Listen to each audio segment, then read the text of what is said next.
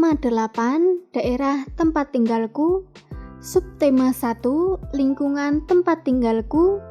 Pembelajaran 3. Bali sangatlah terkenal hingga di luar negeri sebagai ikon pariwisata Indonesia. Bali memiliki potensi pariwisata seperti wisata alam, wisata seni, dan budaya. Provinsi Bali terbagi atas 8 kabupaten dan 1 daerah kota. Tabanan merupakan salah satu kabupaten di Provinsi Bali. Wilayah Kabupaten Tabanan didominasi oleh pegunungan dan pantai. Selain itu, Tabanan terkenal sebagai penghasil beras dan sayuran. Mayoritas penduduknya bermata pencaharian sebagai petani. Namun, penduduk yang tinggal di pantai bermata pencaharian sebagai nelayan. Keadaan alam suatu tempat mempengaruhi mata pencaharian penduduknya. Lingkungan memengaruhi mata pencaharian penduduk di suatu daerah. Mata pencaharian penduduk di suatu daerah berbeda dengan daerah lain. Mata pencaharian penduduk di daerah pesisir pantai berbeda dengan penduduk di daerah dataran rendah maupun di dataran tinggi. Simaklah penjelasan berikut. 1. Penduduk di daerah pantai bermata pencaharian sebagai nelayan, petani, petani tambak, pedagang, petani garam, dan perajin. 2. Penduduk di daerah dataran rendah bermata pencaharian sebagai buruh, petani, pedagang, dan peternak. 3. Penduduk di dataran tinggi bermata pencaharian sebagai petani, peternak, pedagang, dan pekerja perkebunan misalnya teh, kopi, dan cengkeh.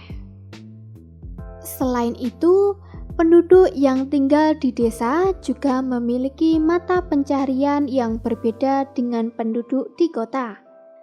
Penduduk di desa lebih banyak bermata pencaharian sebagai petani, peternak, perajin, pedagang, buruh tani, dan perkebunan. Sedangkan penduduk di kota bermata pencaharian sebagai pekerja jasa, seperti pegawai bank, konsultan, pengacara, sopir, karyawan, pedagang, dan buruh pabrik.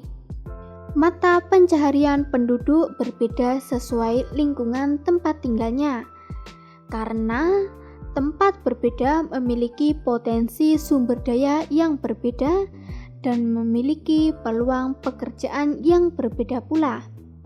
Penduduk suatu tempat dapat bekerja sebagai petani, pekebun, nelayan, dan petambang sesuai dengan lokasinya. Selain itu, penduduk di desa dan di kota memiliki mata pencaharian yang berbeda karena kondisi geografis di desa dan di kota berbeda. Masyarakat kota banyak bermata pencaharian di bidang jasa dan perdagangan karena di kota tidak memiliki ketersediaan tanah yang luas. Sedangkan masyarakat desa banyak bermata pencaharian di bidang agrikultur karena memiliki ketersediaan. Sekarang bacalah cerita berikut.